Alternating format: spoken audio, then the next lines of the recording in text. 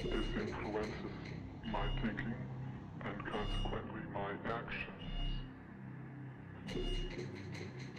What is it you're trying to do with your life? I am trying to do with my life something which few people try to do. And this influences my thinking and consequently my actions.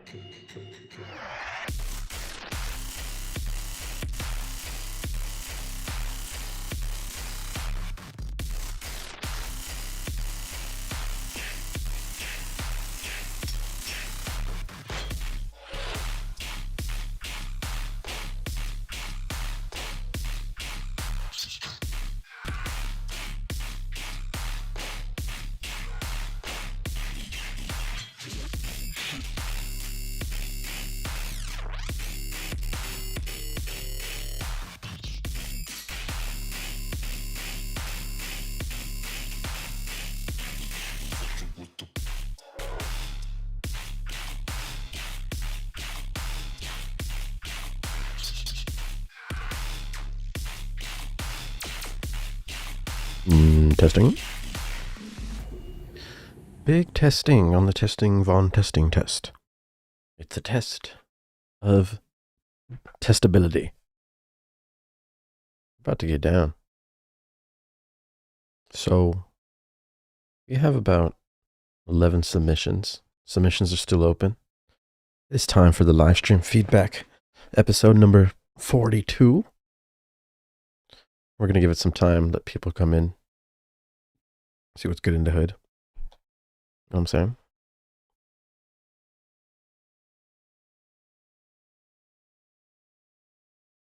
I'm going to pull up the chat.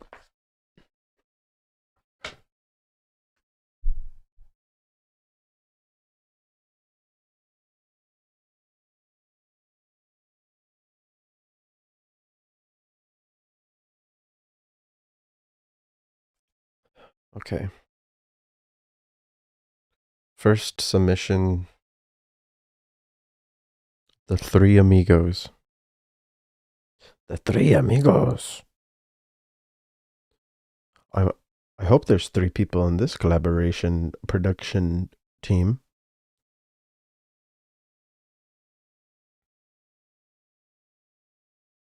Just bringing up this video real quick. Okay. We got Grapevine Remix. We also have Atrix, but we can only use one. So, which one shall we use? We shall use the Grapevine Remix because I think it will be cool if it's a grapeviney. You know what I'm saying? So, let's get it done for the get done. Let's go check out the Three Amigos Grapevine Remix. This is their cover art. Let's get it done. We're going to be measuring LUFS and the width of the song. Loudness and width. I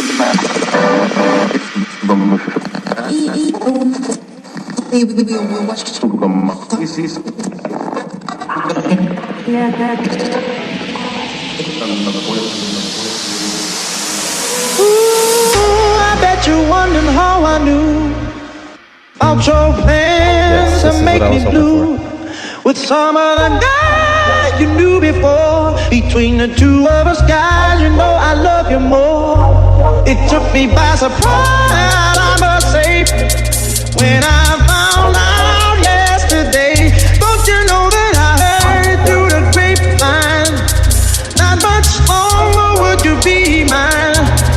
Oh, I heard it through the grapevine. Oh, I'm just about to lose my mind. Honey, honey, my mind. Honey, honey, my mind.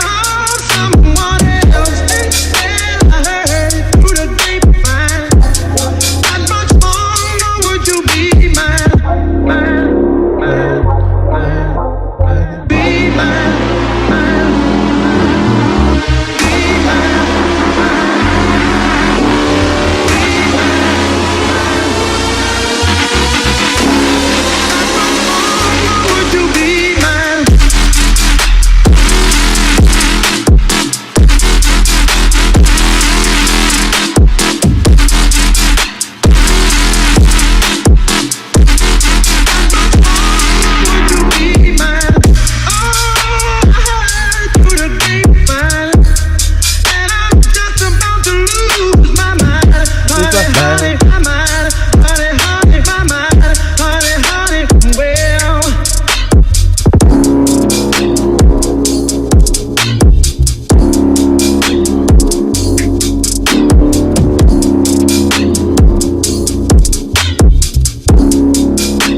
Heard you through the grapevine. Heard you through the grapevine. Oh gosh, I was on the wrong timing. Oh, gotta fix that timing. Gotta fix that timing. I was on the wrong song. Maybe now. Alright, cool. So, this, I like the idea of it. Very artistic, choosing such a great song. And you flip it in a way that's actually, you know, it's working. It is pretty slow though. I don't know what BPM we're at. Probably at around 100 or something. 120.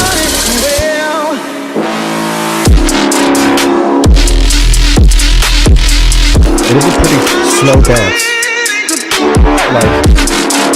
Like this is like the main head move for this. It's not really calling for like one of these. You know what I mean? Calling for one of these. The head bob, how fast we're dancing is really important, you know. So this reminds me of like an older trap song back, you know, during trap EDM days where, you know, we could pass off for just blasting sub and like going pretty slow, but it's not something that you would be able to really play at the festivals because of the speed. Maybe not like the festival stages, maybe like a wook stage in the back. Maybe hidden in the forest, you'd be wooking it out. You got some crazy wubs going on. But if that is the direction we're going, we really need to focus more on sound design, because if we're playing a slower song and we're like slower in time, the sound design is even more important because it's playing for a longer moment in time. So your bass layers and layering your basses is going to be really important in some of these sections. You can tell the different elements. You have your sub, you have one main bass, dun, dun, dun, dun. You have your drums, hi-hat, kick sub. So there's not many elements. So what we need to do is really layer that main bass so that it's thicker and fuller. Right now it sounds pretty thin. The sub is dominating more, and that's kind of lost. So we just want to make sure the sub still dominates, but the other sound is clear and heavy in the mix. So what you can do is just check on your bass. You can check to see if it's mono or stereo, the bass that's playing. If it's a group, you could check the group.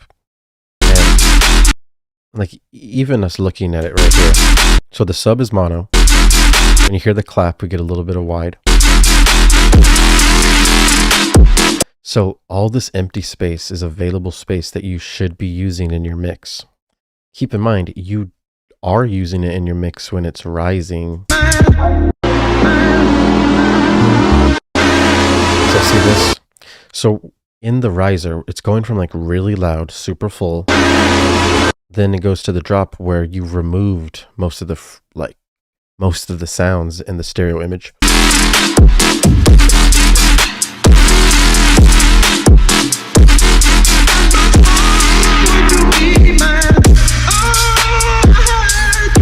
And see how the vocal is now wider than the bass? That's very odd to see.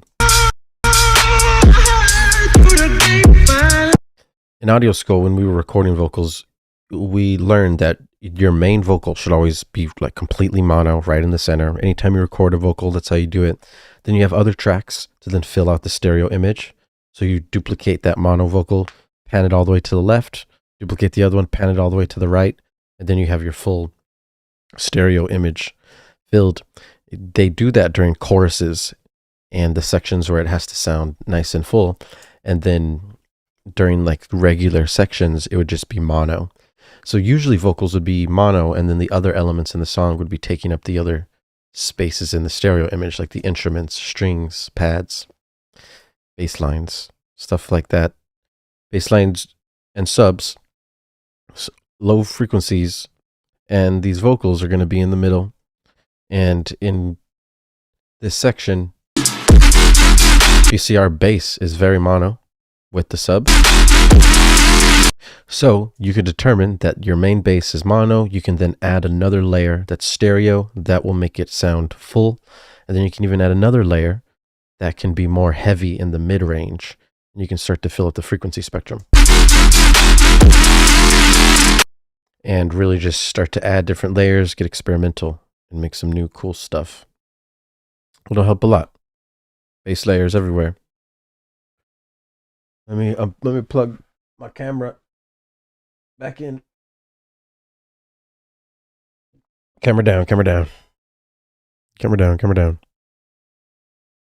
All right. Cool. All right. So then now, pretty good song. Was that Marvin Gaye? Grapevine? I don't remember.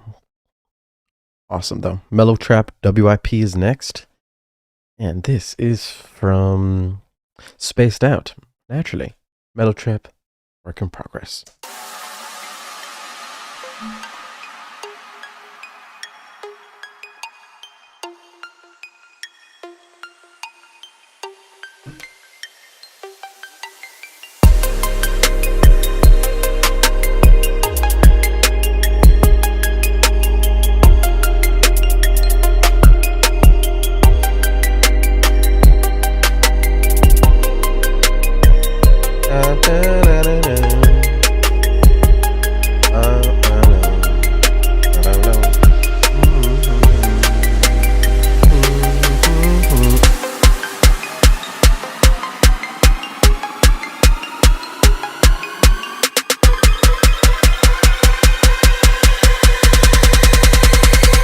Spaced Out.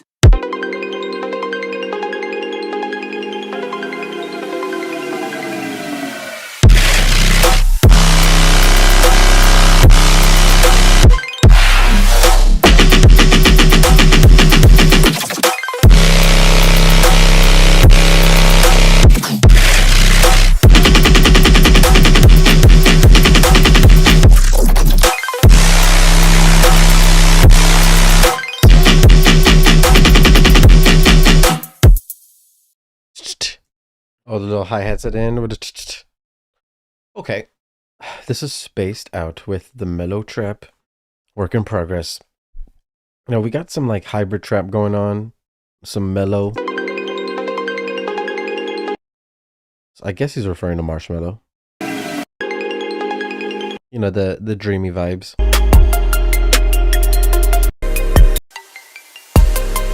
Okay, so first off the rip, it sounds really quiet. So we'll do a check-in, do a huge triple check-in, and then boom, we see we're extremely quiet. Negative 33 LUFS. Can't do that. That is way too quiet. We need to be like minimum in every song. If we're making EDM, right? If you're making another genre like pop or country or gospel, you can be this quiet. But we're usually playing this music out in clubs and like we DJ this music. You know, we're DJs. We're making electronic dance music. So we have to make sure it's at a certain volume level. Minimum you should ever be is like negative 15 LUFS. And then usually I always shoot for negative 12 LUFS, negative 11 LUFS in my intros. That quietness will then lead to a build-up around like negative 6, negative 5.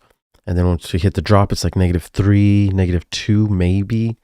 And that's the loudest part. And then it just goes back down quiet. And that's how we get our dynamics throughout the whole song while keeping it loud enough for streaming services and the club. So you make it loud by just compression, saturation. Multiband dynamics is my favorite compressor. Use it. Added on all this, and then all the drum loop comes in, and then we get up to about negative 12, negative 11. So it kind of should be the opposite. So we should be starting at like negative 10, negative 11, and when the drum loop comes in, these drums should be heavy and fat, and they're not. They're pretty weak and small.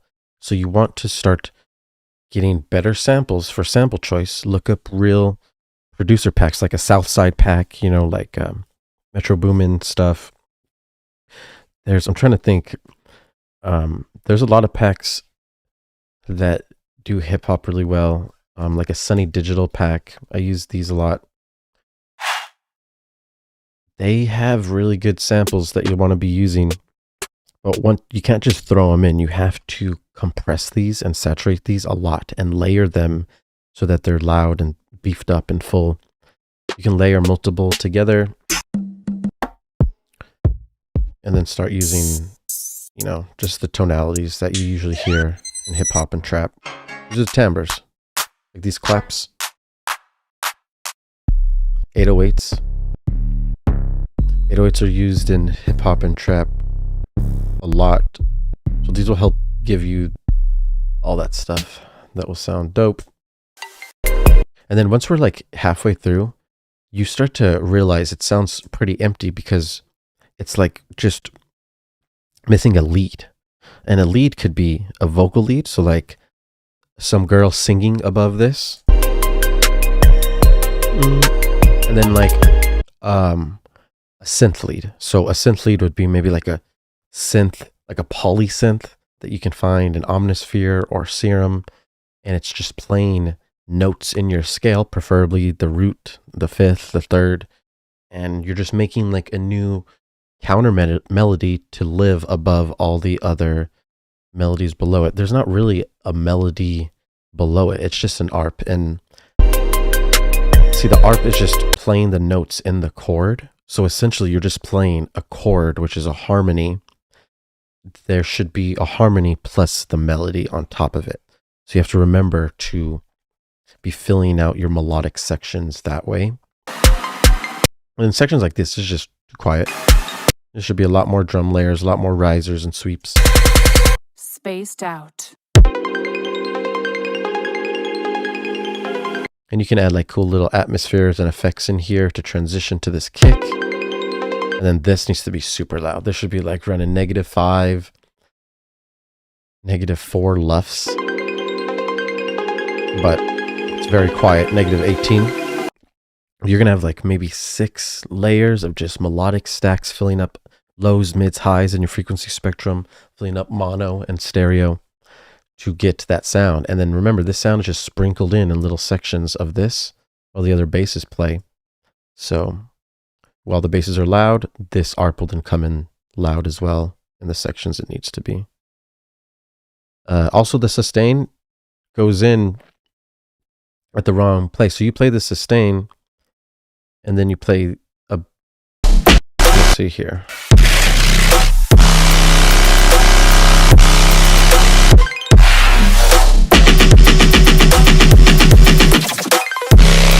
Yeah, so then this sustain is the same as this sustain. But when you play this and you transition to this new bass, it's kind of like this new bass comes in too quickly, because we could still play this a little bit more. Like, I still felt like I wanted to hear this more. So the arrangement, usually, like, this would be your first 4. So like your first 4 right here should be essentially the same basses, and then your next 4, you could switch it up. You know, sometimes it's different, but usually this flow works really well. So you would go from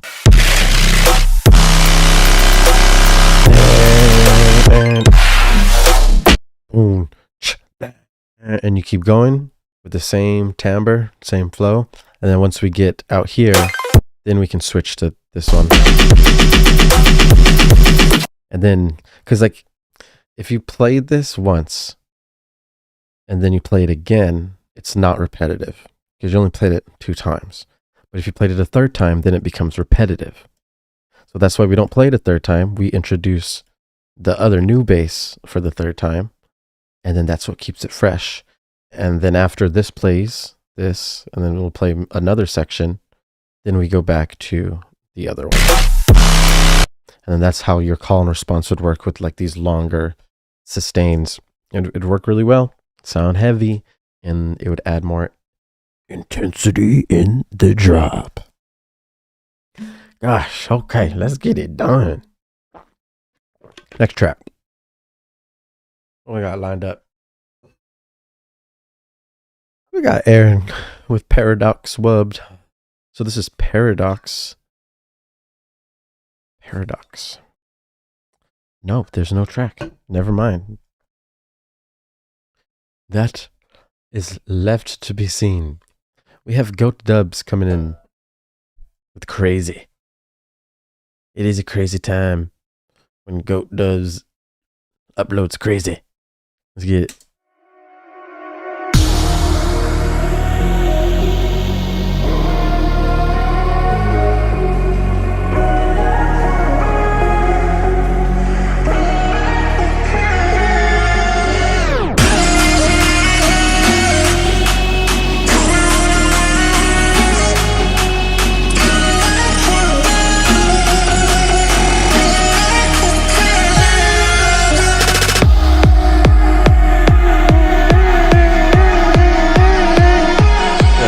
Go.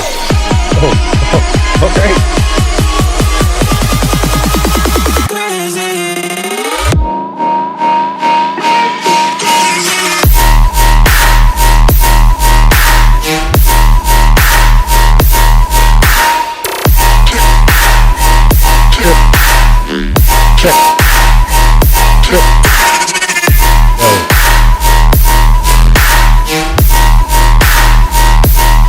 Hold on the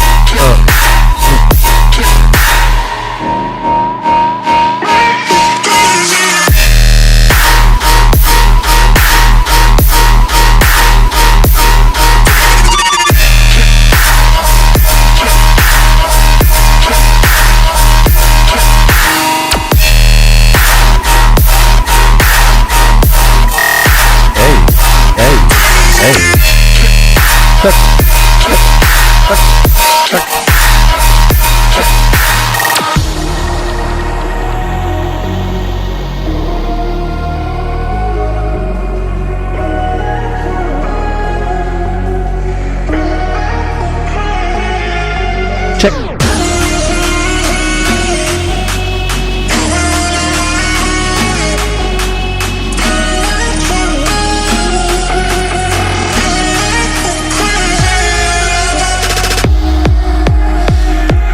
Everybody, I want you to get your hands up. Where's the confetti?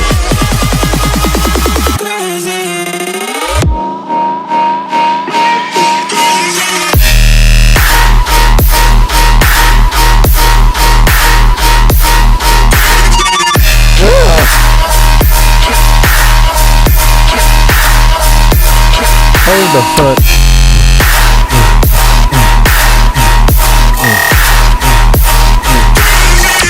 Damn, bro. go.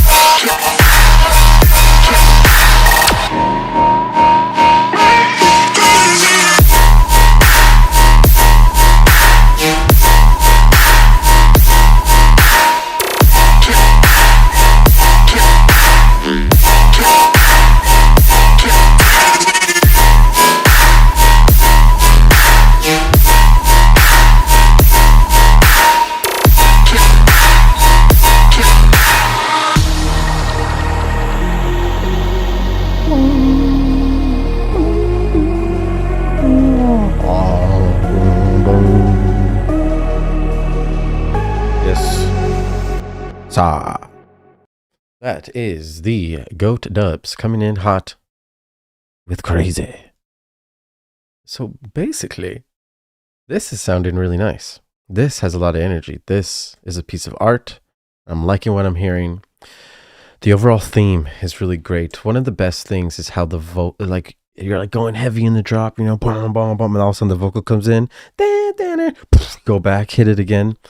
Like these dynamic shifts and the different vibes and feelings and the journey that we're on when we're hearing it is pretty intense, man. And I'm liking it a lot. You have a good idea, rhythm, and flow for your drop here. Let's listen.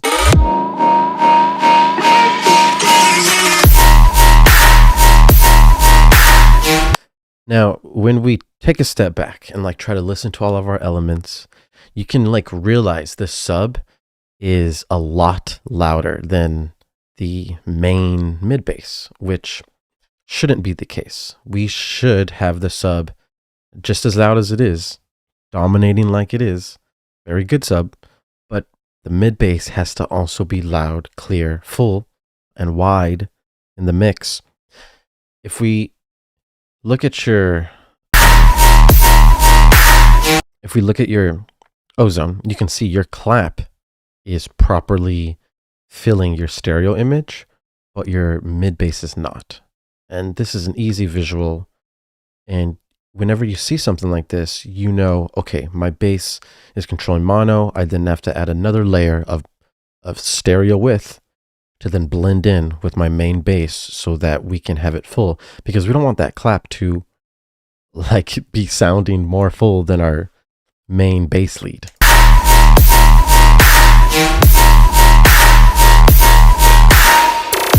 So make sure that you have multiple layers. You're EQing those layers to reduce mud frequency buildup. You'll be good to go. Or those layers. Then, last thing that needs to be done is a switch up. I mean, we're playing the same rhythm throughout the whole drop. Once we get past halfway through the drop on the second, this main rhythm that you're playing, that you've played the whole drop, the whole song, I mean, becomes very repetitive. So this is like a perfect place to do a switch up and switch up the speed and rhythm of either this bass or bring in a new bass and maybe sprinkle this one in so that you can add some cool new variation. And then that's what would really take this track to the next level and make it like a regular good track compared to like a sick professional track. Something where the second drop gets higher energy is always good. But I mean, nevertheless, this is a good job. It's mixed very well. The beginning, perfect volume. Our drop is perfect volume at -3. Everything just sounds really nice. So this is good. Lots of emotion. It's important. Vocals are good. Our voice is the most versatile instrument, and it's the instrument that can connect our souls to other souls. So use the voice, human voices, lyrics, phrases, ad-libs, one-shots, everything works. Up next we got Alvo with Boring.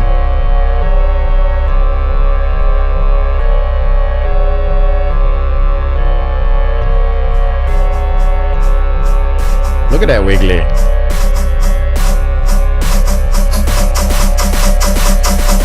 Judge the boringness.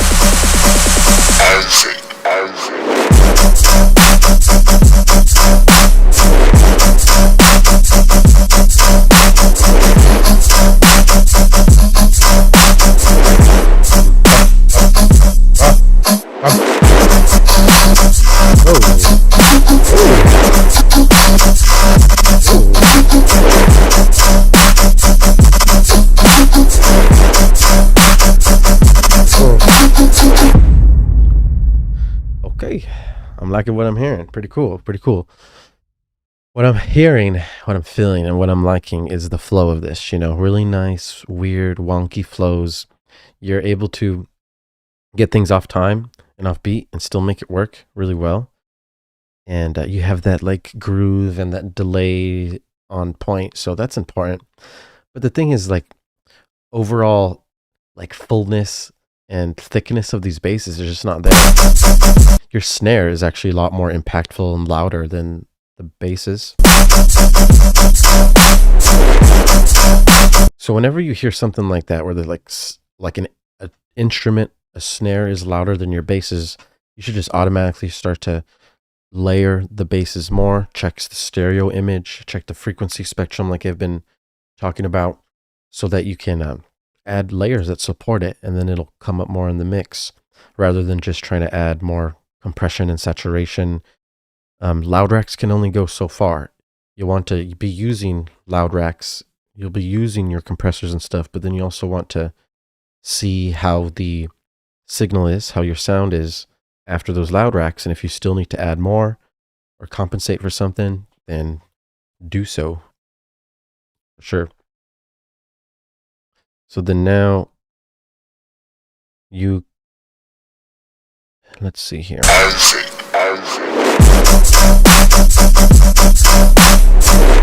So now, if you see, the sub is basically just going movement this whole time. It's moving sustained, and it's not really, there's no silence, you know? So it really just feels like the sub is going one full thing. If the sub is going back and forth with silence sub, it would give us something more to dance to. And I think it's really critical.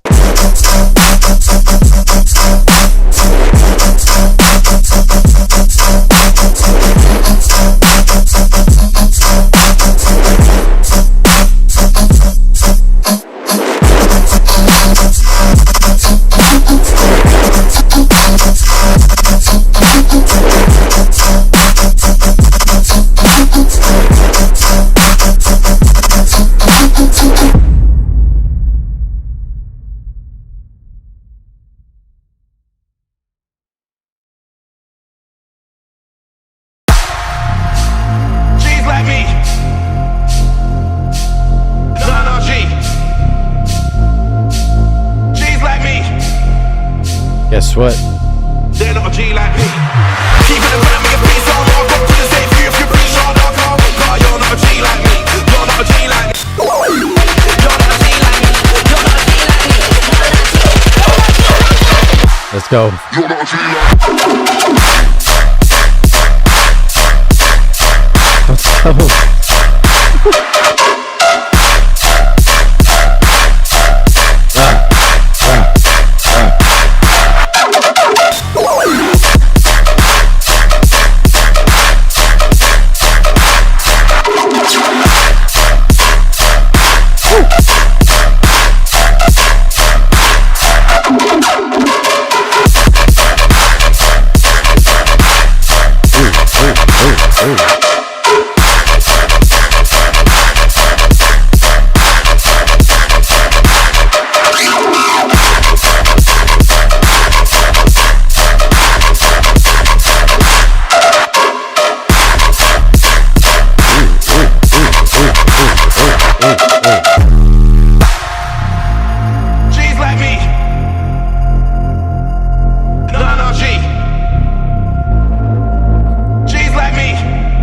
Like me?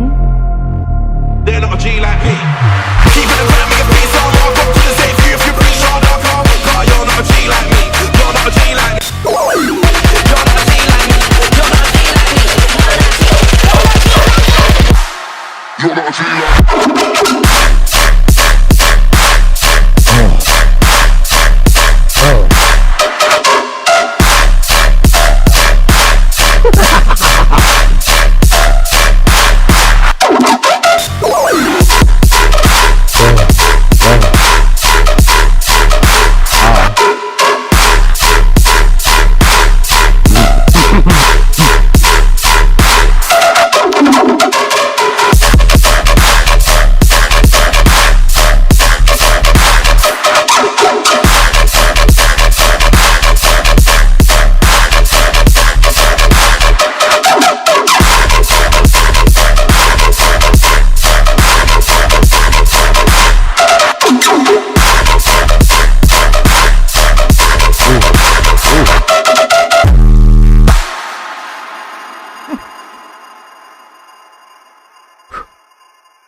Sounds like somebody's hungry.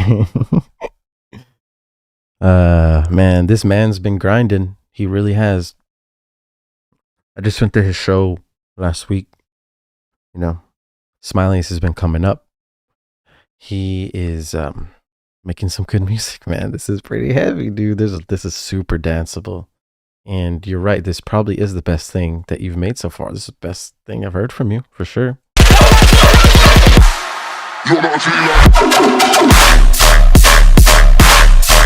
Oh, the sub is so dirty.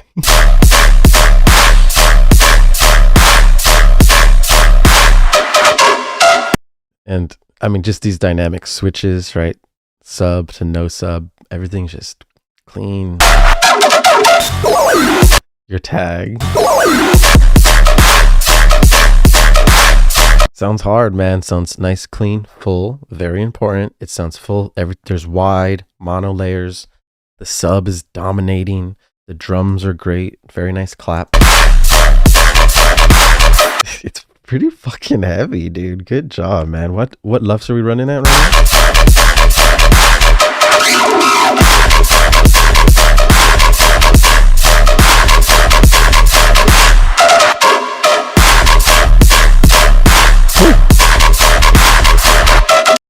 Dude, it gets like, these are heavy right here. This is like pitch bend sub, and it sounds sick.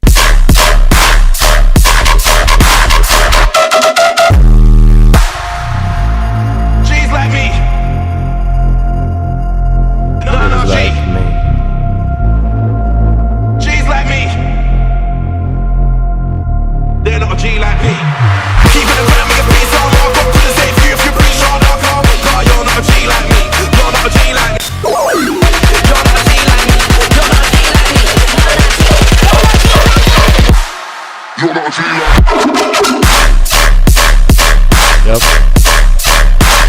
Bro, like this quarter note sub is, I mean, this quarter note riff is just rocking. Just angry, you know, it's a little bit disturbed. Good job, man. I don't know if I have any. G's like me. I mean, any feedback I have is truly subjective at this point because everything sounds ready to go, you know, ready to play out, ready to get people dancing. They're not a G like me. Keep it around me, a piece on walk up to the safe you if you pretty sure I'll come. Nah, you're The vocal build helps a lot with the energy. You're rising the vocal, like there's a lot of good things going on in there. The breaks in the build up add more energy. Love to see this. Good job, bro. It's fire. That's what I like to see. Keep them pumping like this. We need like under our production belt, we need like 60 tracks, maybe 60 to 100 tracks, like ready to just play. Like we should be ready to play 3-hour sets in all these different places with like mad music that's ours, because that's how we're gonna have to compete with all these other guys, because that's how much they have, man. I can't believe like Sisto has like 120, you know, and all of them are just grinding so hard. So as soon as you reach this point, then you just grind your ass off, start pumping out tracks, releasing tracks. I'm gonna do like 2 releases a month. I think that'll be good, but you could release every week if you wanted to, especially on SoundCloud. You could be just dropping flips and bootlegs and stuff to really just get your name out there even more and more. I know you're already doing that, Smileys, but I'm telling like everyone else, that is how to get it done. All right. Good job. Up next. Oh gosh. We have another fireman coming in with Love Me. Naturally, Lodian, for his first song that I understand the title name, it would be something simple as Love Me. Usually he picks track names that you have to Webster's, you know, you have to go to Webster's real quick. This is nice to see. Let's go ahead and check it out. Big low on the Lodian for the one time.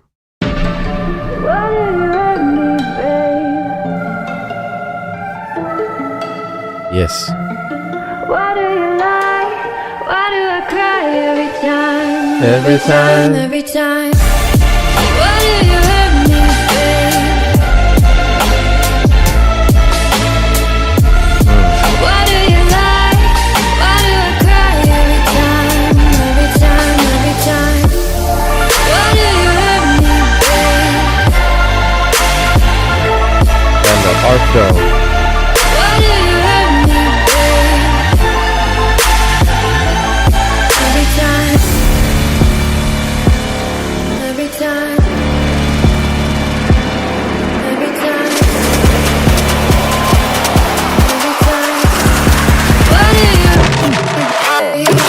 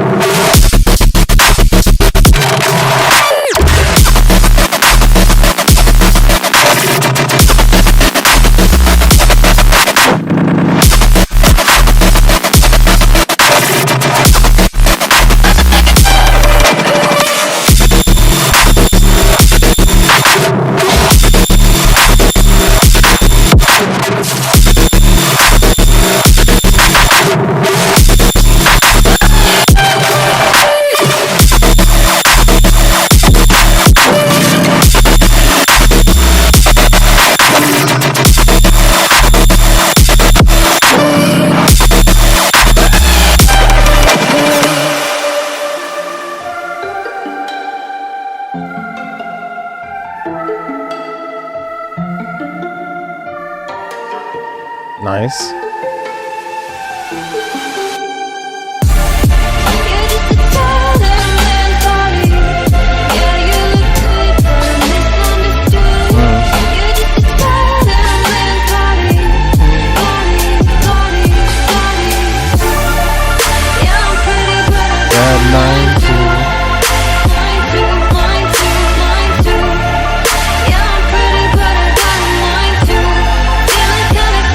But I don't know.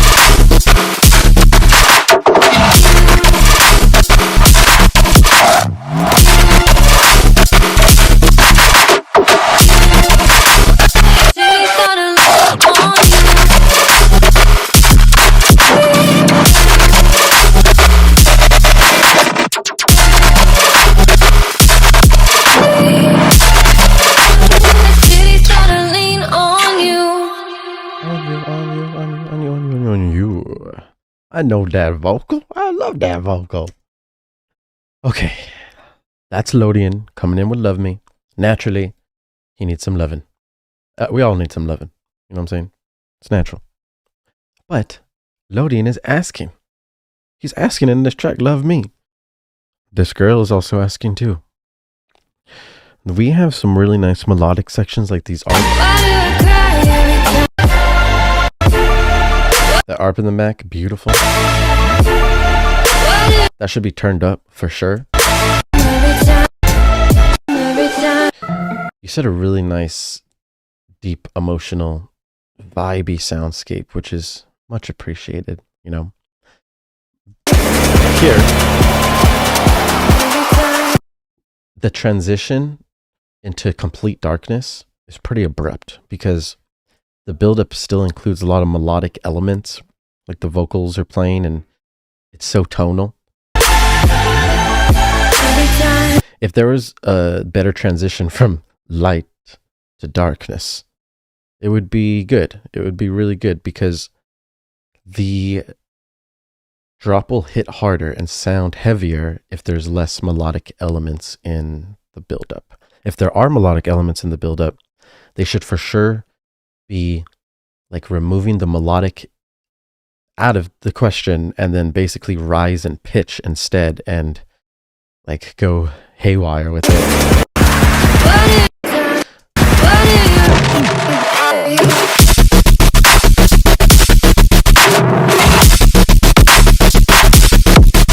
The sub in general, you can't really feel it much. You can feel it, but you can't really feel that clean sine wave like it should be there. It sounds like it's been distorted pretty heavily and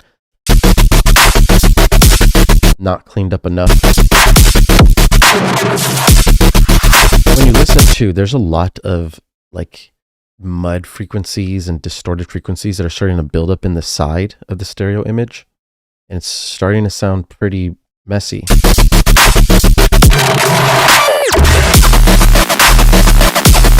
There's just a lot of distortion in here in general.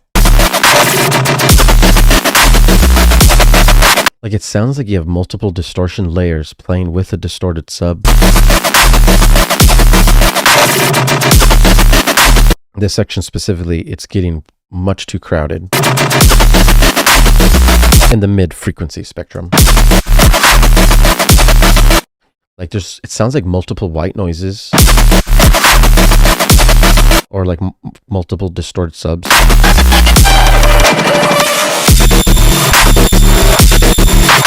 That sus is pretty cool. We're still having a lot of the distortion, and it's like the mix is so loud and then everything's like crowded as well. And they're like competing for space or like kicking each other in the face. They're like, get the fuck out of here, man. They're like jumping each other in the stereo image. Dang, dude. It's a sad day, man. You got a whole riot on here. That's all right. It's easy to dial settings back down. It's easy to dial layers down with volume and amplitude. You can do that. It's easy to use EQ to cut out frequencies that are unwanted. It's easy to use mid-side EQ to cut out only the sides if you need to. In the second drop, we have some like pretty random synths playing, and they're kind of messing up the dynamics and the rhythm of the flow. Because of the tail so long on that main melodic synth,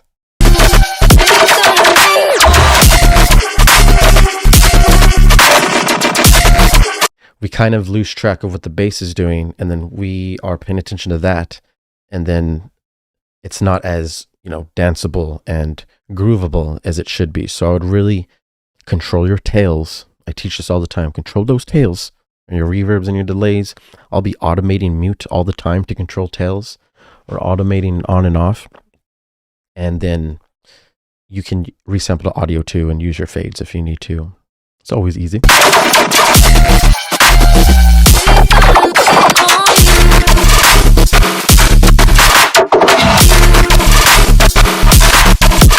Yeah, so I would really just work on cleanliness, clarity. There's no reason for you to get this loud if it's not clean gain or clean distortion. You know, we make a genre that gets so loud, so distorted, so beefed up that these problems arise, and they're very common. So just keep practicing clarity with EQ. I mean, clarity with parallel processing, cleanliness with EQ. And then you'll get it done, my guy. Good job, though. As usual, an amazing piece of art. Using an awesome vocal, lots of emotion. I love it. All right, I need to take a quick break. Someone's here to check out this room. I'm moving to a studio, so they're renting out this room. And my roommate fucking had this guy come during the live stream because people are fucking weird. But, you know, just give me like 15 minutes and I'll be back with my players. One moment. Yeah. And what is that? I am not completely like other people. What do you mean by that? People dislike me because I am not completely like them. And in what way are you different?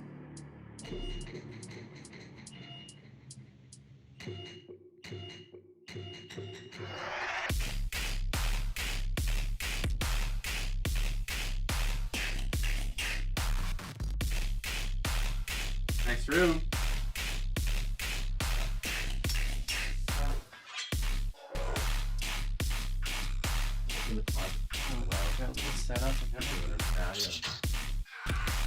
Nice. No, it's fine. I think gives me a good idea of this. Yeah. Welcome, bro.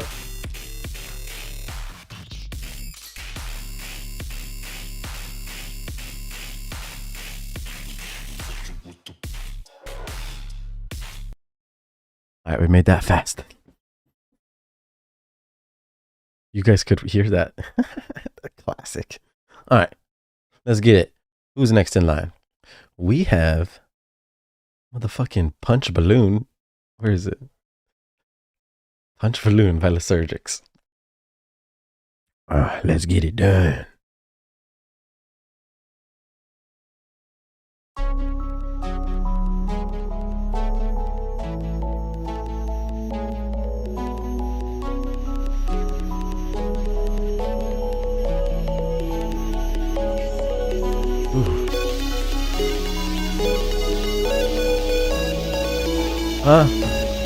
Why am I hearing some Porter melodies?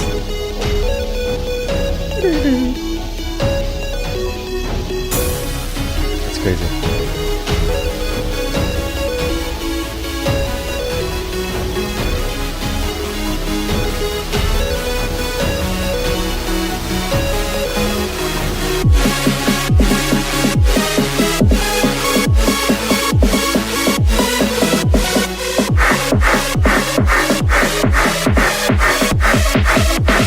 Give me a different balloon, 'cause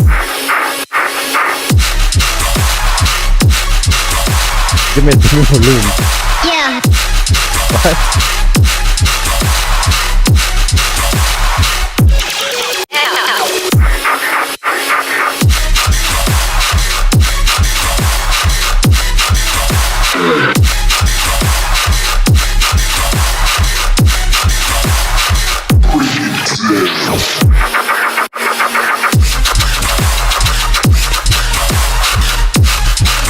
Yeah.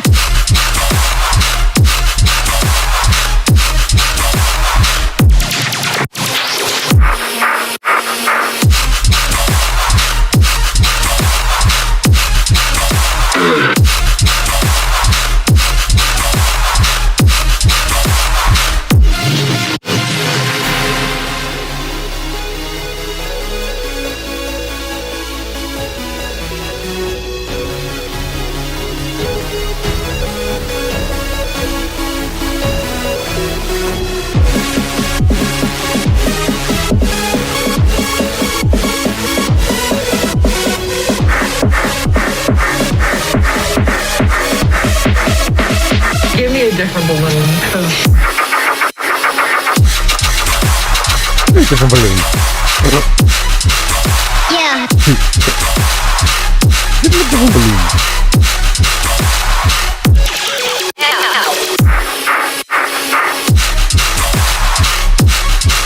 Okay. All right.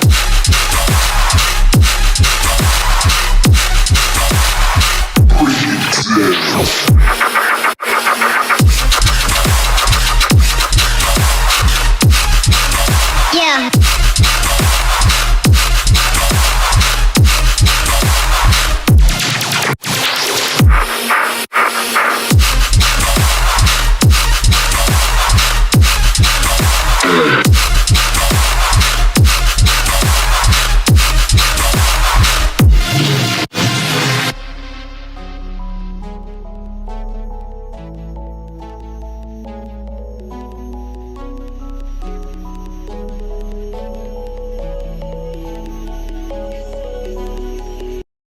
I literally almost forgot the beginning of this song was those Porter vibes. I don't know how it's the Porter vibes, probably just like the same chord progression or the melody or whatever, or using the same notes that he used, but the vibes are real. That's cool. I don't know how it transitions from that filling to the basses. Let's check real quick.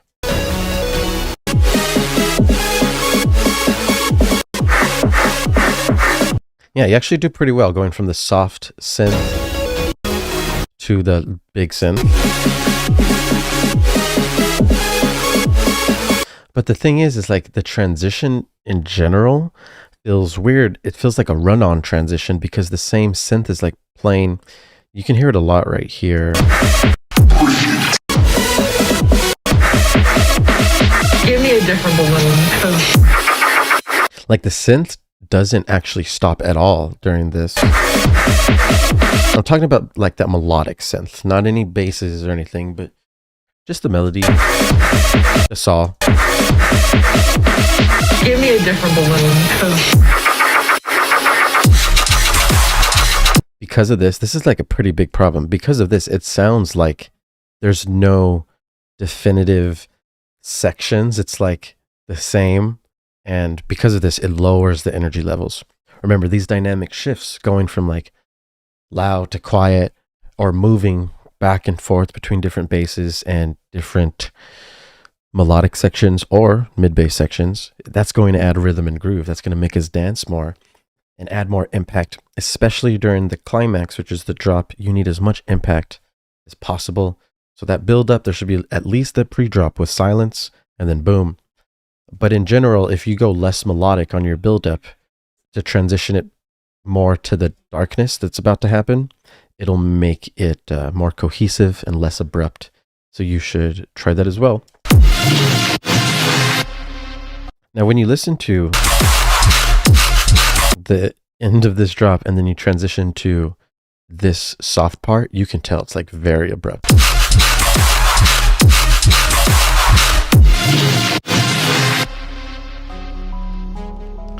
It's kind of almost like two different songs when you transition like that. So you have to be really careful on like phrasing, like when your phrases end, to have them transition to the next phrase. So just making sure your phrases mesh together is always important. The drop includes the synths, and the synths are louder than your main mid basses. give me a Yeah. That clap is actually louder than the mid basses too. Yeah. So just make sure that main bass is layered nice. You get it full. Stereo image and frequency spectrum are what you have to layer for.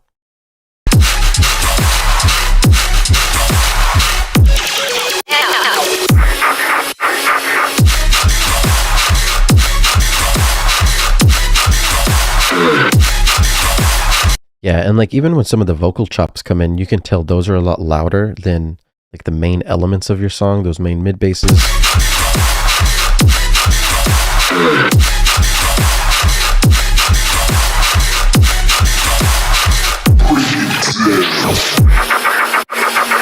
Now here, it sounds like there's a key switch or a key change or something, man, because everything just goes off and becomes very dissonant. I'm not too sure what goes off.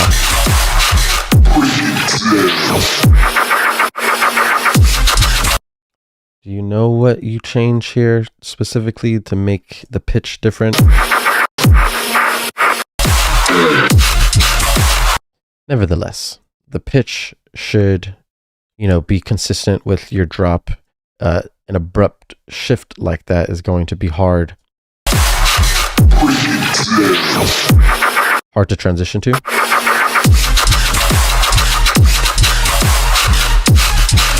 Yeah. Up 3 semitones or down. Okay, yeah, so that makes sense.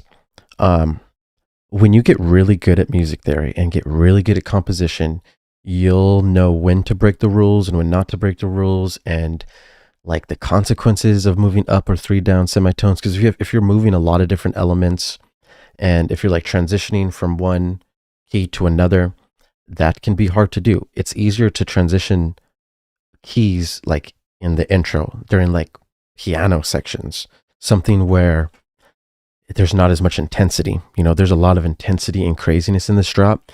And during that turnaround section, if we just automatically switch to a whole new vibe, whole new scale, it's going to cause some disruption. I'm not saying like it's against the rules or illegal. You can of course do this, but it just doesn't sound as good as if you were to keep it in the same harmonic structure that was playing in the previous phrases throughout the whole beginning of the drop. Cool. I think that's about it. Okay, nice. Good job though, man. This sounds cool. And I like when people incorporate melodic sounds with basses. It's always a good time. And of course, I felt some type of way at the beginning. It's always nice. Make sure it's loud enough though. Remember what I said earlier, negative 15 lufs should be the quietest of your intro. Let's check it. So negative 18 right there with the big synth, and then negative 24. Yeah, so you could have this at like negative 18 and then the other at like negative 12 over here. Cool. Cool. Up next, we have Okram. Wait, is this it? Yes. I don't know why Discord isn't doing the load. Mausoleum, work in progress. Okram. Did you submit this already? You might have submitted this. I think I might have heard this, or maybe I didn't. Let's get it done.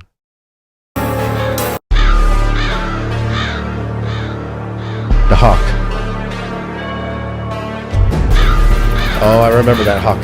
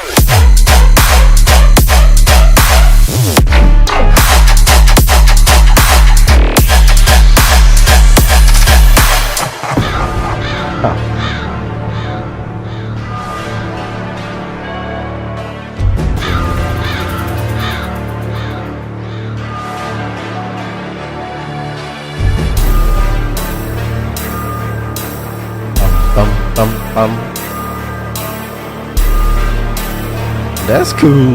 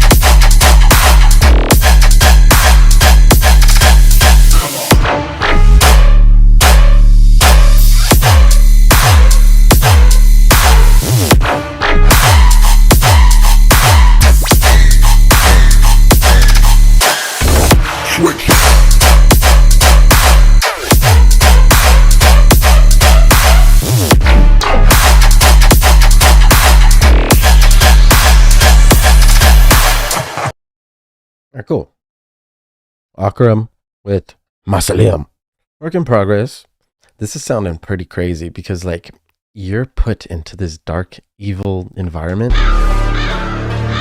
like right away. It's amazing what music can do and sound effects. like half a second in, you're already placed into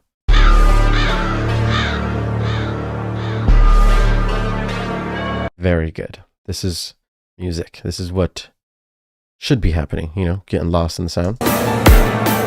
And then the transitions, pretty decent. The way you're gradually building dynamics, adding new elements, it's good. But once we get to the drop, you can for sure be adding more intensity. Like instead of it going halftime, you should be going double time. This could be going twice the speed as well, and then this could be going twice the speed. There's not really a pre-drop. So you're just doing like a sweep up instead of a pre-drop. Remember, the pre-drop is meant to be quiet because it was loud this whole time. And then we get a couple seconds of silence. One time to chill. And then boom, you hit them with the drop and it becomes that much more impactful because they were just chilling in a little bit of silence. And then that loud drop becomes like 3 times as loud because they were just chilling in some sigh. So remember that. That's why we do pre-drops. That's why we have these dynamic switches. But when we have these dynamic switches, we want them to be balanced with the other sounds. When you listen to this, and then you listen to that, you can tell the difference in loudness is too much. It should be louder to get at least close to its brother, you know? It doesn't have to be as loud as him, but it should be at least close. And then you can adjust from there. Some of these sussies, they do play too long. Like, they almost play the whole song. Yeah. So the sussies really should not be in every phrase. You want to go back and forth between the sussies because it sounds repetitive. It sounds predictable. We don't want people to be able to predict what's going to happen in the next phrase. We want to surprise them every 4 bars, really. That's what you should be practicing. And then lastly, the pitches here sound unnatural and off.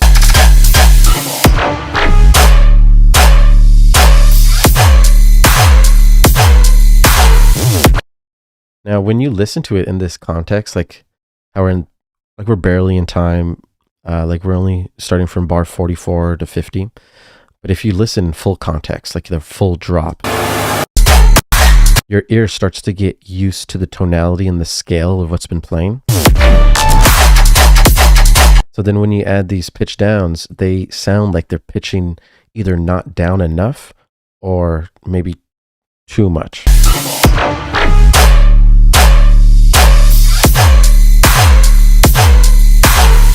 Like it, like I don't think it's going down enough.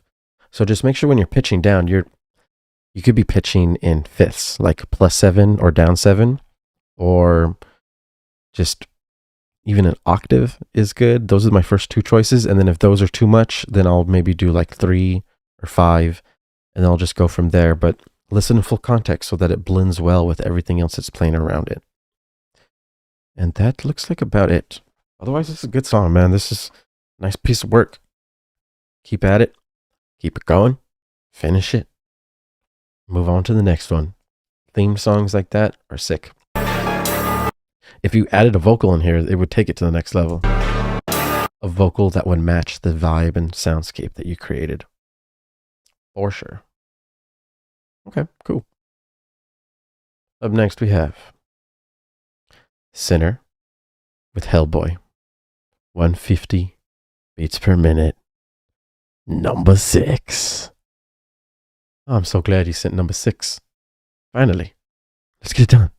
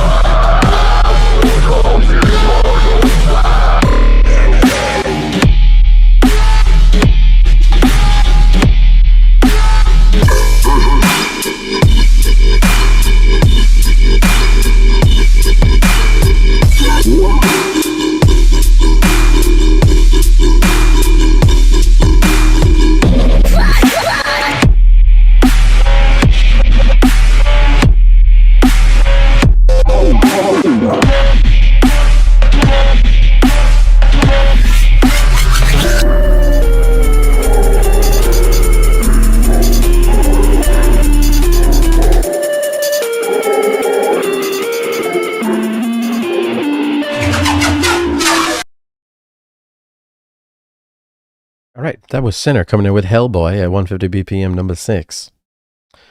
Honestly, there is a lot of things that we would need to fix in this for it to get to the level where we're like, headbanging to it, dancing to it, or maybe tripping out to it. Right now, it's more just like a song that's playing a majority of sub. And the basses are like almost hidden behind the scenes. We can barely feel or hear them. Now, on top of that, there's not really any call and response. It's more like the basses are just kind of playing at random times. So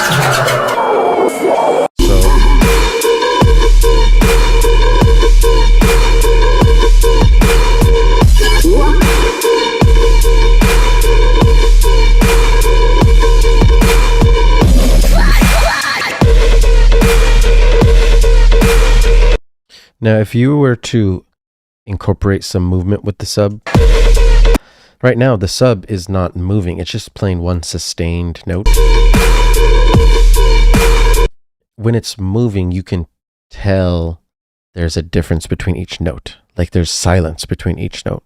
It's like boom, boom, boom. You have to like set up your LFO to do that shape basically. Or you would cut your audio in that shape.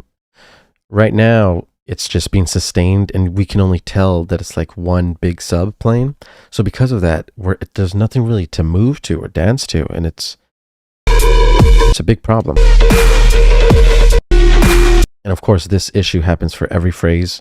So you're really going to want to start working on your sub movement, adding a good LFO, having that sub speed match the speed of your basses that are playing above it. So just less random movements. Don't sustain your sub too much. These vocals are they're unintelligible. We can't tell what they're saying and they're too muddy. So it's really just throwing in random muddy frequencies in here, and you don't want to do that. And then this guitar loop, it should not be looped this many times over and over again. That's extremely repetitive, and we don't want to do that. And it's not the best guitar loop either. It sounds very like 4th of July. I've said this before. Please, if I give you feedback on a song, please at least make the changes I give you in like the previous. Remember, these are videos that are up on my channel forever. You guys can go back to these, look at the feedback, work on it.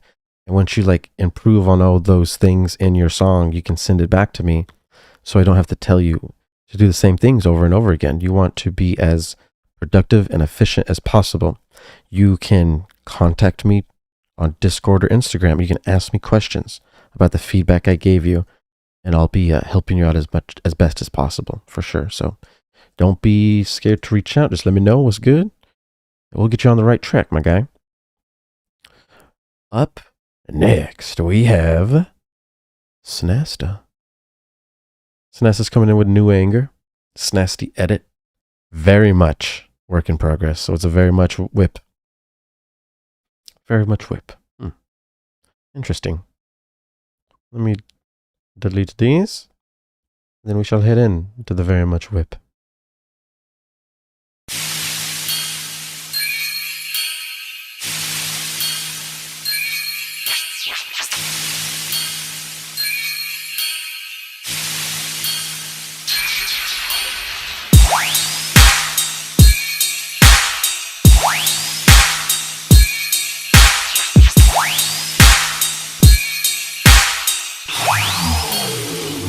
Go.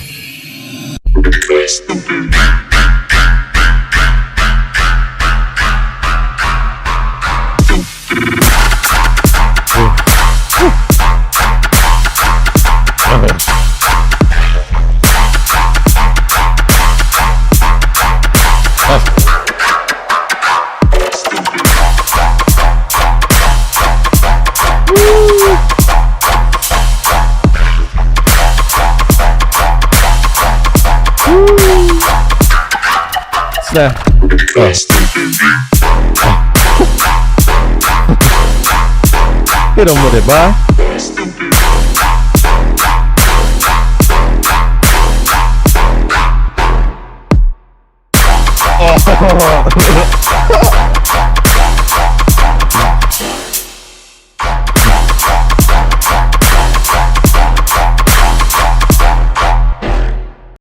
Whoa, nice, bro.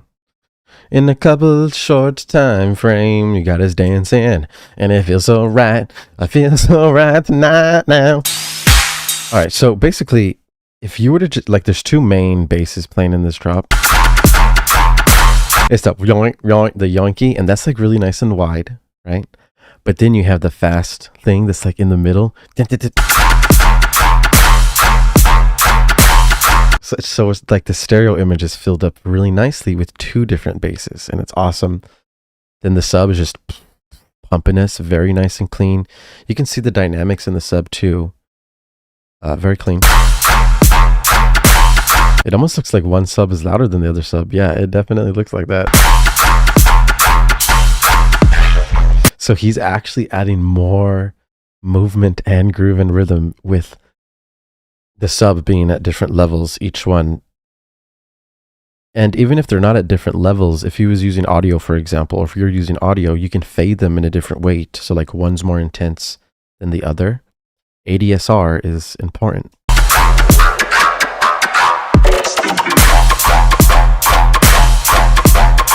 Good flow, man. This is nice rhythms.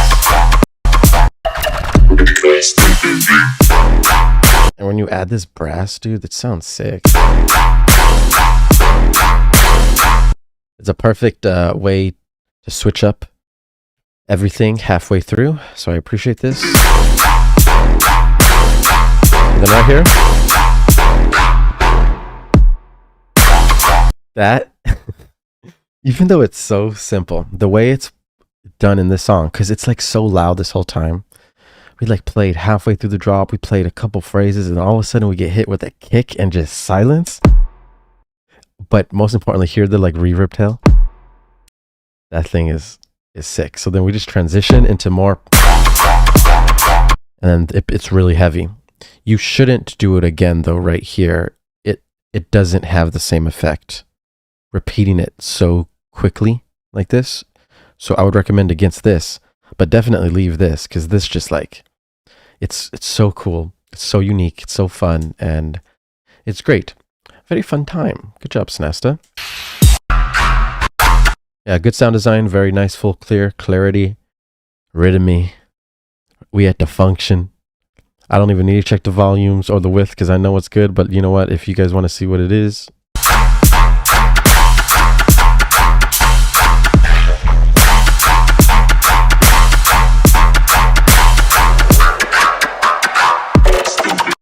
so -5 to -3 is this sweet spot for like dubstep based music. Tearout, you can reach like -2 LUFS, you know what I'm saying? Like the loudest genre. This is good. I always tell people to stay in the single digits. That's at least where you need to be in if you're making some louder type of music. So good shit. Beautiful. Up next, we have Mawa Sounds with I Said No. I Said No. At 120 beats per minute. The box crew. Yes. Let's go. All right. Ableton.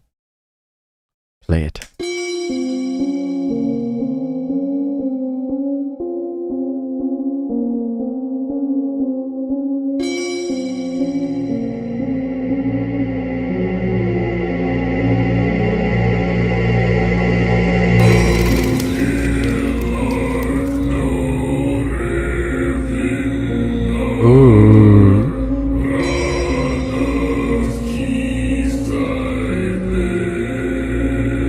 Yes, sir.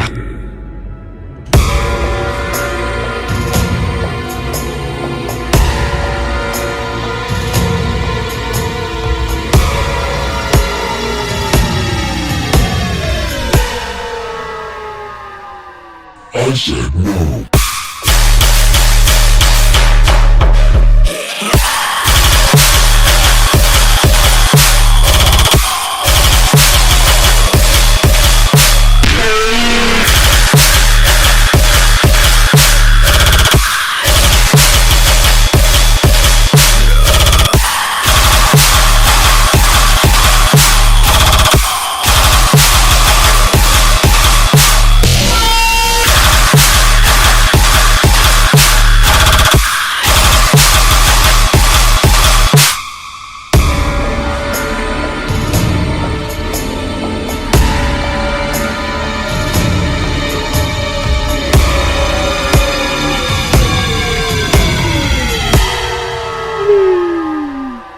I said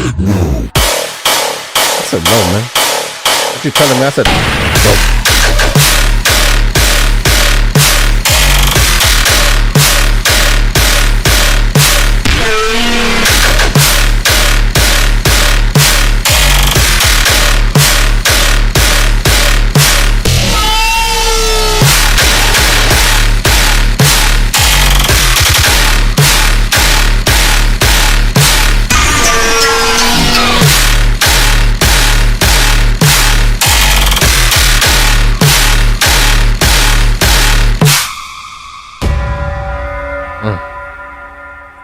Sick.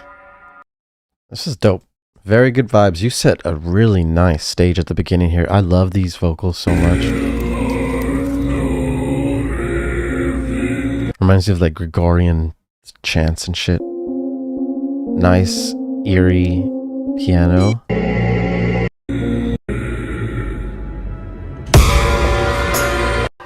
I said no. This is cool. Once we get to the drop, like this pre-drop vocal has a lot of distortion in it. I would kind of try to dial back some of the distortion layers so this can be a little bit cleaner. When we get to the drop, super heavy, tearout, function, beauty. Man, I'm telling you, this shit is going to be so heavy once you like start cleaning up these noisy frequencies and muddy frequencies.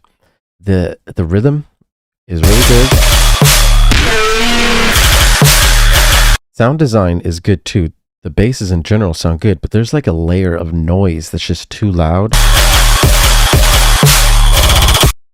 It may be the reverbs that you're using as well. When stacking reverbs for guns, it gets pretty intense. And like when I make my guns, there's like 5 different reverbs within all the different layers. And as long as you're using really short decay and really small dry and wet, you'll be able to control the space buildup because we're layering space together. You usually shouldn't be doing that, but you know, we're making sick ass spacey reverby tear out guns, so we have to, but it can get out of control fast. And in this case, that's what's happening.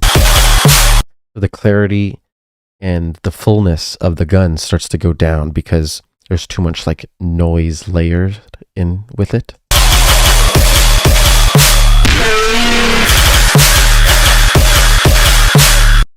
So the sides are playing, and those sides are almost louder than what we have playing in the middle. So you want to be really careful with your stereo image and how everything is balanced. Those sides should be cut pretty well with EQ. They should be turned down well to blend in with your main sound. Any space and any like, you know, side signal should be placed in the background and be blended in with its homies. During the whole song, we're in 1 BPM, and then when we get to right before the pre-drop, or right after the pre-drop actually,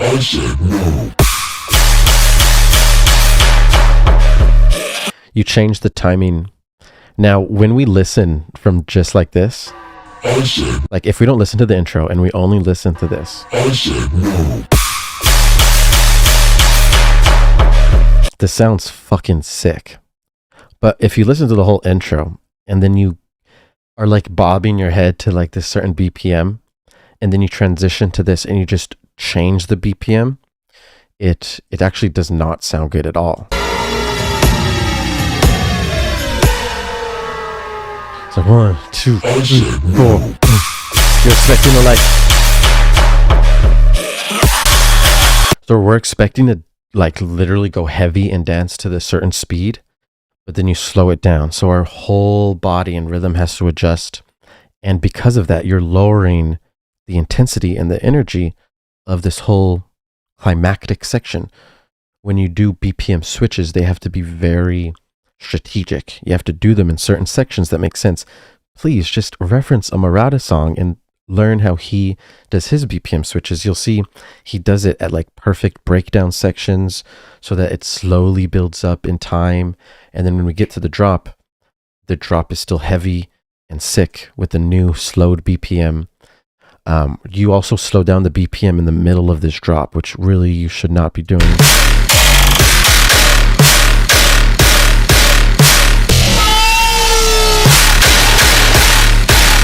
Right here. So once again, we're in the drop, we're dancing, we're having fun, and all of a sudden we stop dancing to the beat because you slowed it down. So you have to be careful. You don't want to do that during such important sections like this. Do it during breakdowns like this. This would be a perfect time to change the BPM to make it go faster or slower, and then once we hit the drums and stuff, everything will transition rather smoothly, I shall say. Okay, let me go and download a couple more tracks. I think these will be the last ones. Yes, perfect. Let me close submissions.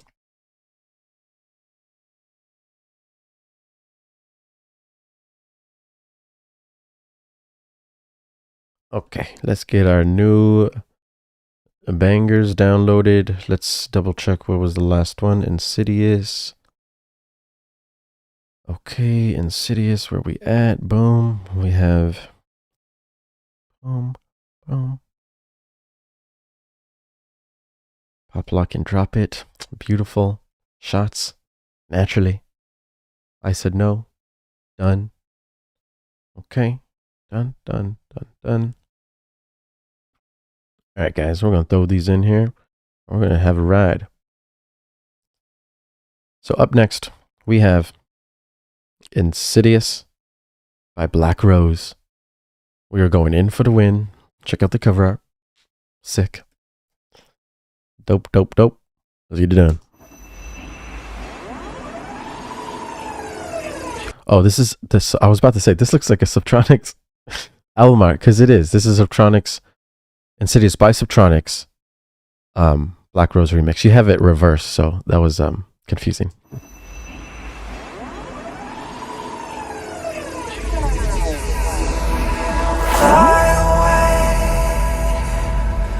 These heavy hands got a ball and change. They say it's gotta be my price to pay. Carried away in a tidal wave.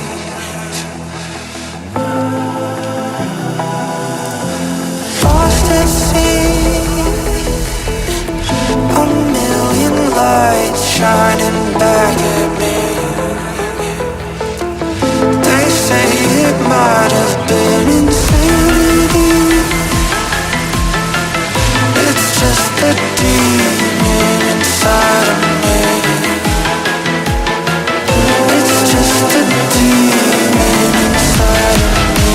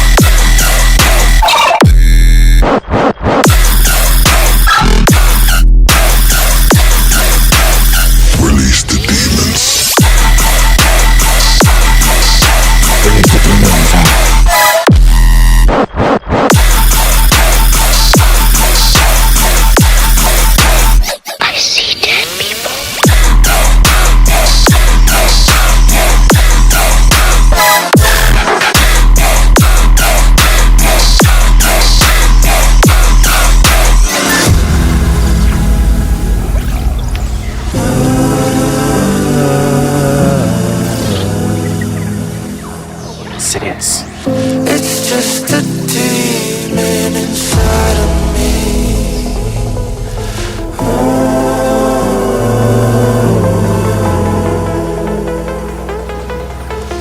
It's just a demon inside.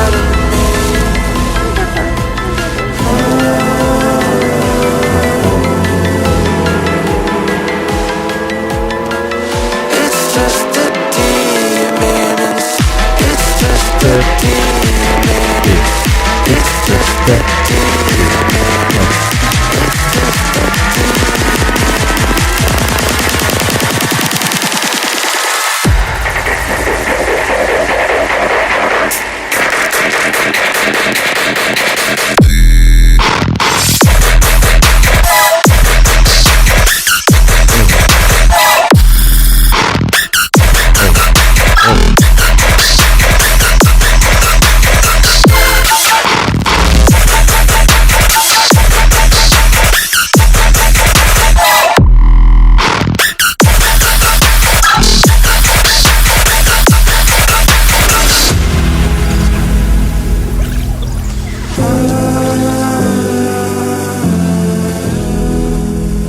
love.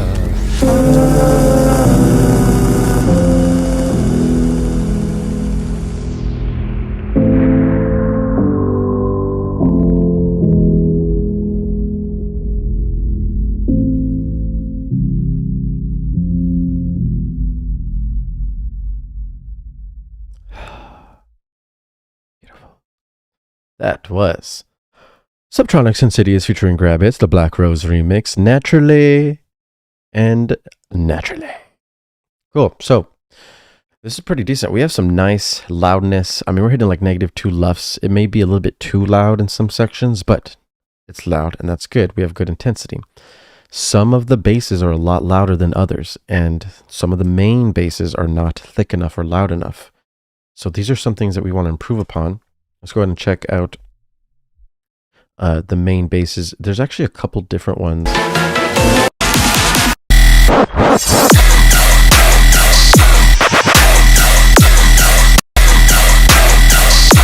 Like the sussy shouldn't be like a main bass here. It shouldn't be acting as one. It should be acting as a background bass. So the volume on it is okay. Sounds behind the scenes, that's good. But the main other bass, there's like a quarter note bass, rough, rough, rough, and that is being layered with a synth. So like it's the synth and the bass, but really the synth is louder and more intense, and you can't really feel that main deep grungy bass. So it's like a sub with like high frequencies, and we're missing all the mids and the grunginess in the body. So you want to make sure you get that main bass, layer that boy with a couple different layers, maybe 2 to 3 total layers. And then you want to make sure frequency spectrum is filled, stereo image is filled, to get that thing cutting through the mix so that it can be dominant with the sub and living above the sussy also. The rhythm in the second drop, the flow, much more energy than in this.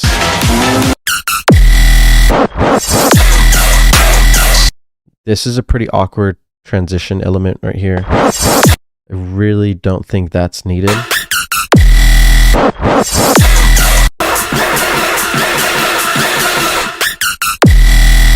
Like right after this, we can go straight into dancing. This is the call. We get introduced to something crazy, and then boom, as soon as the snare hits, we should be like dancing. But instead we get hit with this. So it's a very abrupt, weird transition to one of the most important sections of the song. So be careful there. And then like, listen to this. Listen how loud these are compared to your main basses. This is where you can easily tell something's wrong. So whenever you see something popping out of the mix so easily like that, you should take a step back and really try to match that clarity, loudness, intensity with your main sections as well.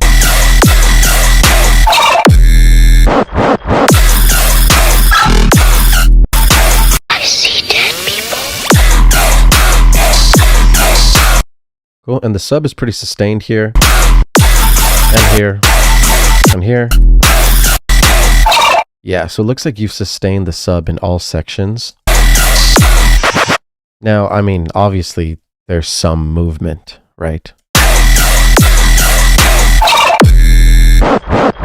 But we need that sub to be moving in a way to make us dance. And usually a quarter note sub is your main sub. Then you have a sustained sub. You can go back and forth between your subs. And then if you have other rhythms like quarter note triplet, eighth note triplet on some of your basses, it would be really good to match that fast sub with your fast bass. And that will add more intensity, more groove, more energy. Like there's a bass going dun dun dun dun dun dun dun dun, and then there's a bass going bump bump bump bump. So you have two different rhythms playing. They're blended well together. You could have the sub doing either one of those rhythms, but it's not doing either. It's just being sustained. So those are things you for sure want to improve upon so that there's more dancey in the droppy. Good job though, man. I mean, you have a good foundation here. You'll be able to do these fixes easy. It's going to be dope. Good job. Good job. Very nice. Up next, we have Hanara with ID updato.wave. I hope I said all that right. Let me know if I didn't. Let's see if there's a cover. Nope. Let's get it done.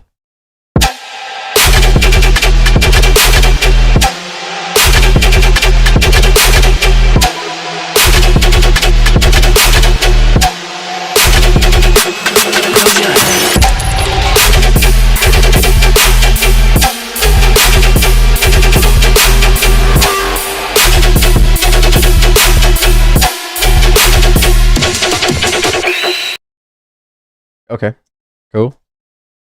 I'm hearing a couple different things that could be improved. Otherwise, this is pretty cool. I like how we get thrown in with a synth, reverb. That reverb thrown in, boom, really nice. But the thing in the background, like there's a brass playing or a pad playing or something. Because of that, it just sounds like it's one constant sound. But there's so much movement going on with these basses. Dun, dun, dun, dun, dun. We want that to be the main focus. That movement, rather than the thing playing in the back. That thing playing in the back is playing the whole time. So it's really messing up the flow that you got going on with these cool guns. You can chop up that pad. You can EQ that pad and make it like rhythmically move better if you wanted to keep it. Now, over time, the call gets really repetitive because it's the same thing. So, over time, it doesn't sound good. So every call, maybe 2 calls can be the same. Then you start to change it. You want to go back and forth with having different rhythms in the call, different sounds in the call. And that's going to help a lot with the movement and transition between phrases. And lastly, like some of the timing here starts to get off time. So just make sure that everything's good in time. You'll be good to go. That's pretty nice though. When I say this main lead is too spacey, I mean like it's almost like your main bass guns, your guns are like drowned in reverb. They sound like there's not like a upfront dry signal, and you should have both. You should have that wet signal and dry signal. So make sure you're doing that.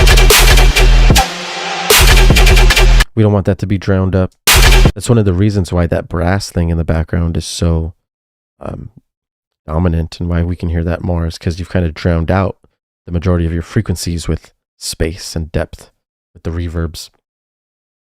Check it on that, man, and you'll be good to go. Do we got Pop Lock It and Drop It coming in next, coming in hot by Existence. This is the flip of 1,000 Truths. Pop Lock It and Drop It. The gods have said, the gods have spoken.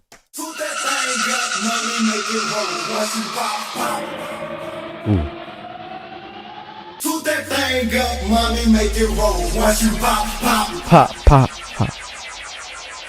Toot that thing up, mommy, make it roll. Once you pop, pop. Lock it for me, girl, get low. If your mama gave it to you, baby girl, let it show. Once you pop, pop. Lock it for me, baby, we can roll. Oh.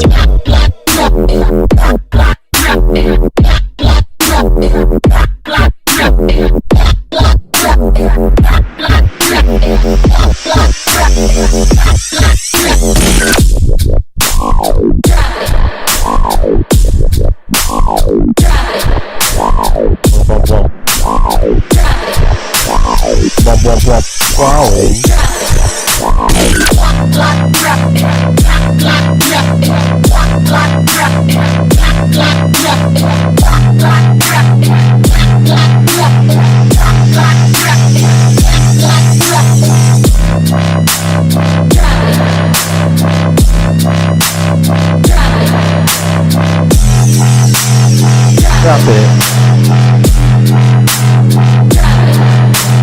Put that thing up, mommy, make it roll. Once you pop, pop. Put that thing up, mommy, make it roll. Once you pop, pop. Wow.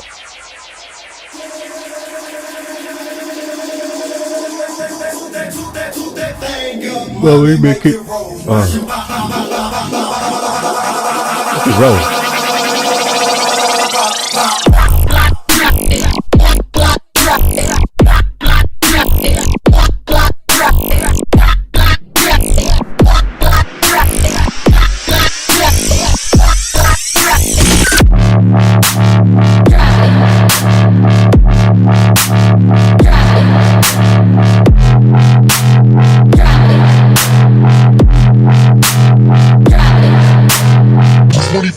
Drop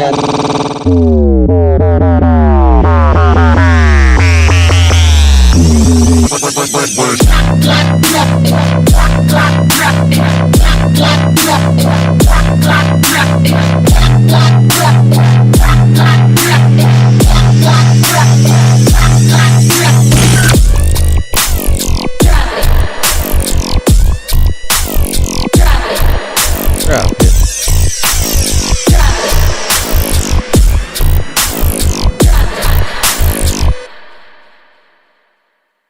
The way this waveform ends is so cool. Okay, cool. Pop Lock and Drop It. The existence flip, naturally. So this is pretty cool. Honestly, I really see the direction you're going here because I've heard some crazy shit like this. Similar at like Lost Lands, you know. Heavy, dope, old school 2000s vocals by some of our favorite artists. And then, boom, you get hit with like some wubby, wookie basses. You know what I'm saying? Unfortunately, though, you're not hitting that maximum like psychedelic, impactful feel like you should be. So the transition here, we're not using a pre-drop. We're just going straight into the bass. This is one song where you can actually get away with not using a pre-drop because of the type of genre we're making, because it's all Wookiee. If you could just get thrown in straight into something like that takes you like, then you would get lost in the sound. But we actually switch it up too fast. It moves too fast. If it was more sustained, just like a one long note, then it may work better. Let's see what it sounds like real quick if we warp this, stretch it.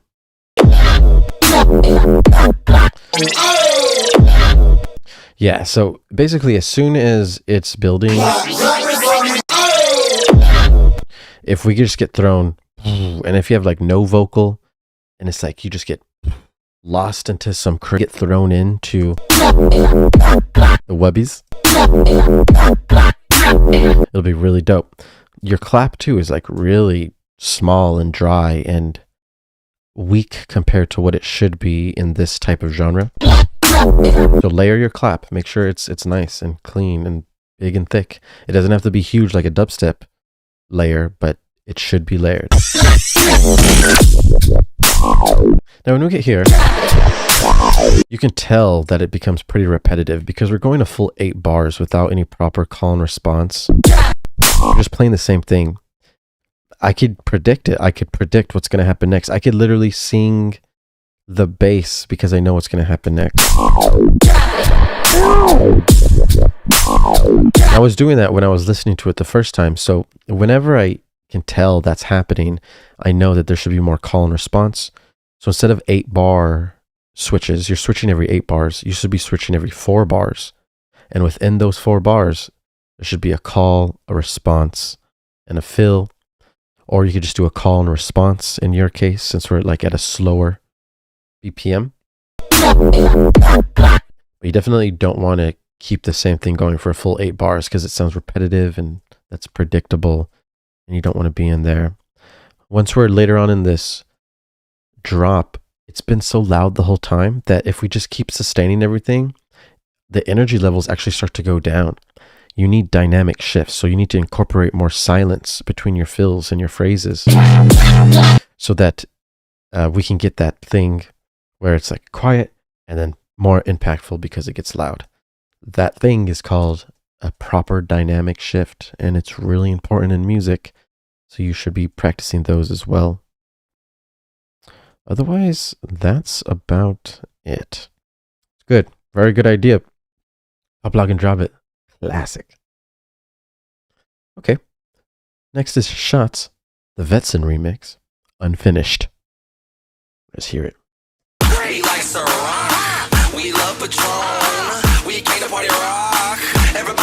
I know who that is.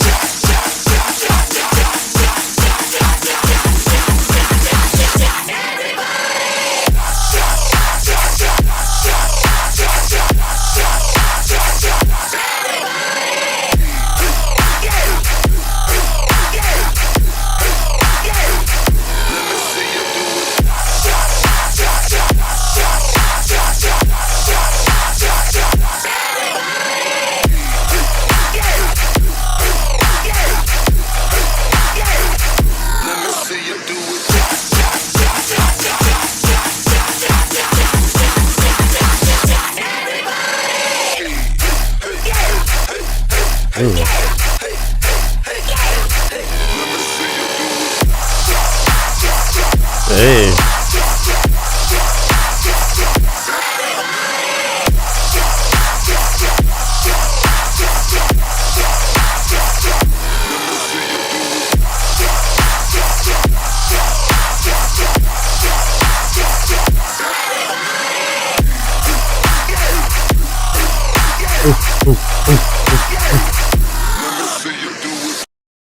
Cool. Shots. Was that Red Foo at the beginning? That's LMFAO. I know. And that's Little Johnny. I know Little Johnny when I hear Little Johnny. Okay, so at the beginning of the song, he's saying shots already too much. But then you have him say it more during the drop. So obviously it's going to start sounding repetitive over time. You have to start switching it up. You have to start switching it up by lowering the octave. You can go -12 semitones, bring it down an octave. You can start to switch up the rhythm. You know, he's been saying shot, shot, shots, that same rhythm. If you have him say like shots, shot, shots, or like just new different rhythms, you can chop it up in many different ways to get new timing with it. That's going to help you a lot.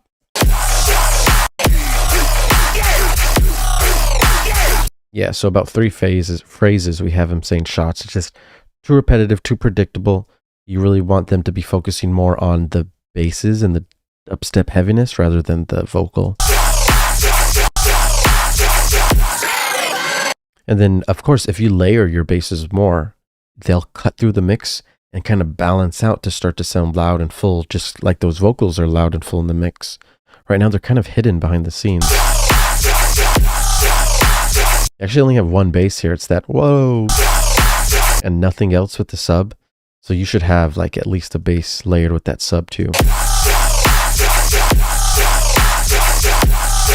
And then the sub is obviously moving in the same rhythm as him saying shots. So like I said, it's just repetitive. If the beginning is going to be playing that rhythm the whole time, and then you keep playing it for 3 more phrases after, you have to expect the audience to get really familiar with that rhythm, and they'll be able to predict it over time. And if they can do that, energy levels go down. If they get surprised every 4 bars, that's what's going to keep them dancing, moving, keep things crazy. This sounded hard. The bass, look, there's a bass going with the sub now. Then it sounds like you removed it, unfortunately, and added a sussy. Yeah, more grungy mid basses like this will be your friend for sure. Layer them in, and you can have sections of phrases where there's no vocals and then go back to the vocals, and having like shifts like that will be really good too. Add energy. But once again, good idea. These are great songs to be remixing, guys. Added a lot of energy in the club, man. Thank you guys for submitting. I'm happy. You guys are dope. You guys are good. Keep up the good work. Hit me up if you have any questions in the Discord and the Instagram. Please like, comment, and subscribe if you haven't already. And keep it real. Keep it fresh. Keep it gangsta. I'll see you guys soon. Later, mans.